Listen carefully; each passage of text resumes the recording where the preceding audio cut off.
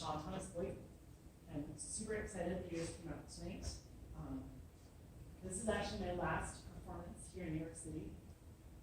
You may or may not know this, but I am a Philadelphia dancer. I moved to Philadelphia 4 years ago, October 2014, and have been dancing and choreographing and teaching and working at a spa for the past couple of years. And I'm like making some life transitions right now over, I guess, the course of this summer. But really looking at how dance has informed me as a person and where I want it to take me next. So a little background about me. I was trained as a classical ballet dancer. I graduated high school, as one does, and ended up going to Minnesota. Has anyone been to Minnesota? Woo! Yes, awesome. Cool, so I danced in St. Paul at Ballet, Minnesota for a year. I was actually a soloist, which is a revered role, but it was like a regional company. So I danced like Bluebird, I was the Nutcracker Prince, and a Fairy Cavalier, like all the cool names and biz. As I learned, the regional ballet team was not for me, and it was time for me to find new waters. So I went to college at University of Iowa, which, if you haven't been to Iowa, University of Iowa is in Iowa City. Just a gorgeous town, not a city, town, that has like the writer's workshop, who famous writers like Kurt Vonnegut and Lena Dunham's character on Girls, they both went there. These are renowned. Loved my time in Iowa, decided to go to Philadelphia, where I'm now located, because they have a blossoming modern and contemporary dance scene. And I've got to dance for a lot of great companies there. So Nora Gibson Contemporary Ballet is when I hark back to my traditional Zagatovo roots and do all the petty artificians as well. I dance for the Naked Start, which is a really cool release-based modern dance company headed up by Catherine Keeper Stark. She's a UNCG alum. I also dance for Anne-Marie Mulgrew Dancers Company. Has anyone heard of Anne-Marie Mulgrew Dancers Company? That's crazy, because they've been around for 34 years, and you still don't know them. That really like tells me something about like what success is, especially like city by city. She's like this 60 or something year old woman that has been dancing and teaching and creating work and adjudicating work for the past like forever. And she's like such a dance crush of mine. I've also danced with like little more original troupes like Ballet 180. I was Charlie Brown in a Charlie Brown Christmas. Has anyone heard the music of Leonard Bernstein? 1, 2, 3. Culture. Anyway, I've had a really great run in Philadelphia. I've been teaching at a dance studio out in the suburbs. I've also been doing master classes at like Temple University and another university. Going back every once in a while, like traveling around the U.S. to spread my choreography. I have an amazing selection for you guys to choose from if you so decide to present my work. I've also been working at a spa. So I work at a semi-upscale spa that's now like lowering the amount of stars on Yelp that we used to have.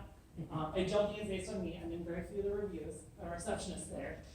And really that's like I would say my bread and butter, but I get about like half my income from that spa versus dance stuff comprises the other half, which luckily I was born as I was, and men get a lot of money from dance, women not so much.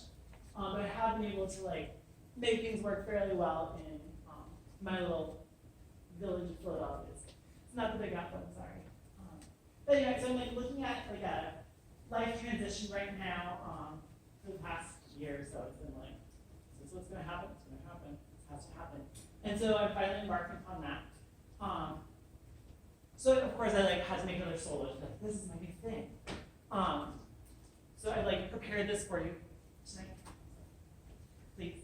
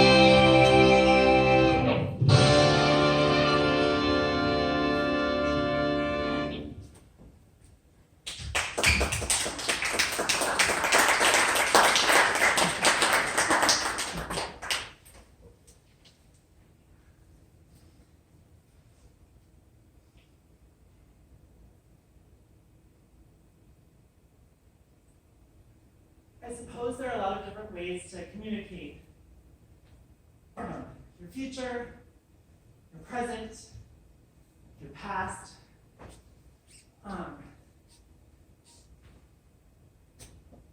So I'm going to share with you just one way that I've learned to tell people about my history.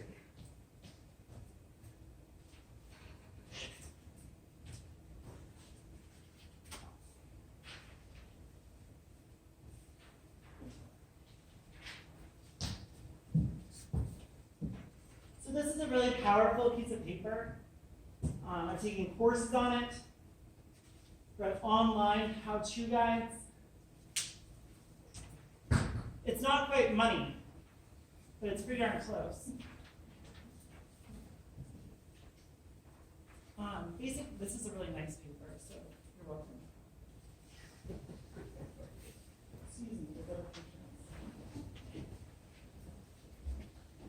So just looking at this, this text, does anyone have any profound questions or not so profound?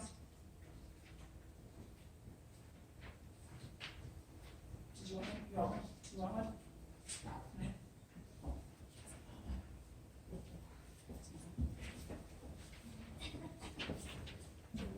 No problem. So I have a lot of time in the solo for you guys to ask interesting questions. We can sit here and wait.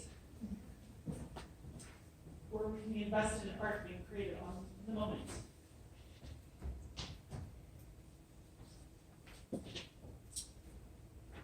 Or you can shout out.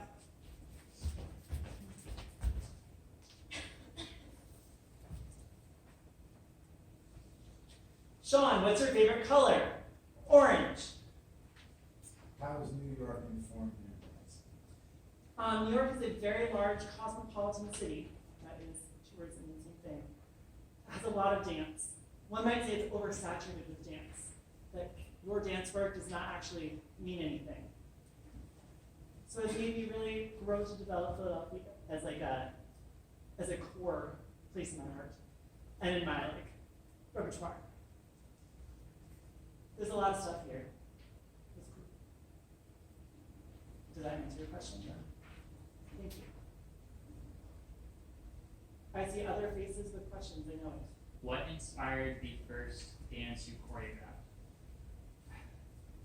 So my one hobby, because I like to watch Japanese idols sing and dance. And so that was a routine I improvised for you based on the vocabulary that that's been so deeply ingrained in my mind for the past 11 years.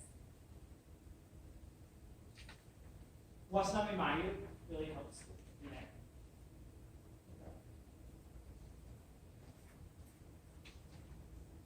What do you want us as the audience to take away from your performance today?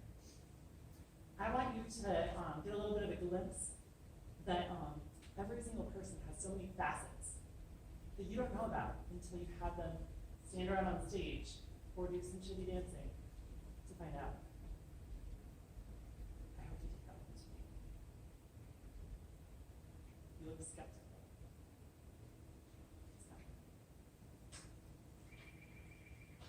A question with a more realistic answer. Anybody?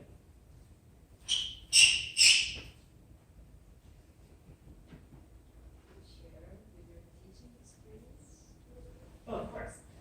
So in the past 3 years, I taught beginning and intermediate ballet and point. These dancers do not take that regularly. One might say that I'm their only ballet instructor. So they only get that once a week or maybe twice a week if they're one of those students. That kind of experience.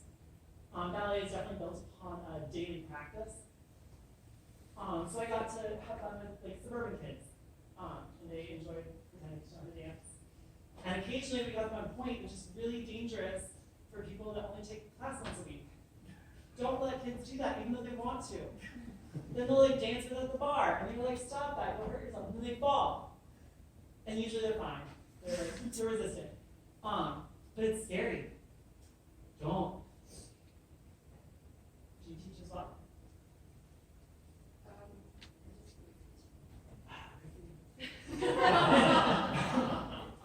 It's fun to go into it, but then it's not as fun.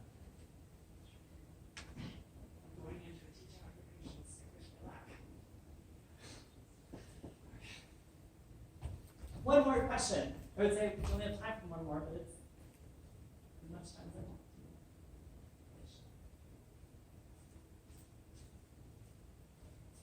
One more questions? Who do you admire? Yes. As far as dance. As previously stated, Anne-Marie Mulgrew is a big inspiration of mine.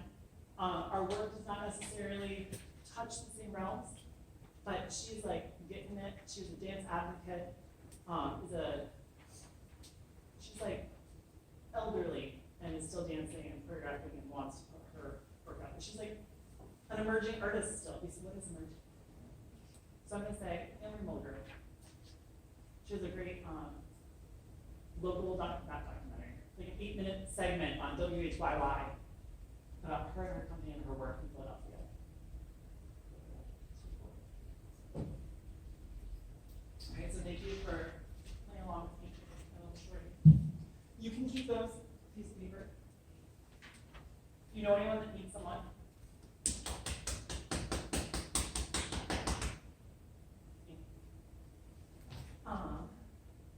Yeah, I just have one little excerpt of my talent.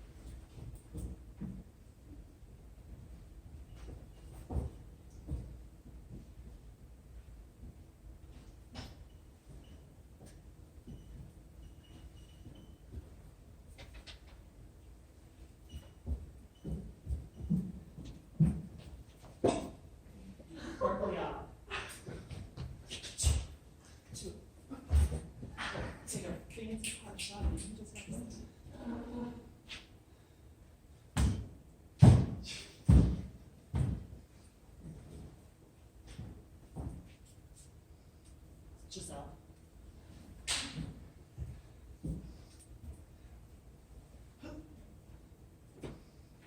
Name it. Where's the gram? No gram studies.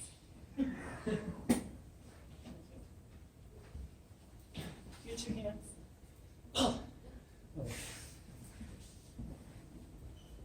Almost over, there's 2 more people.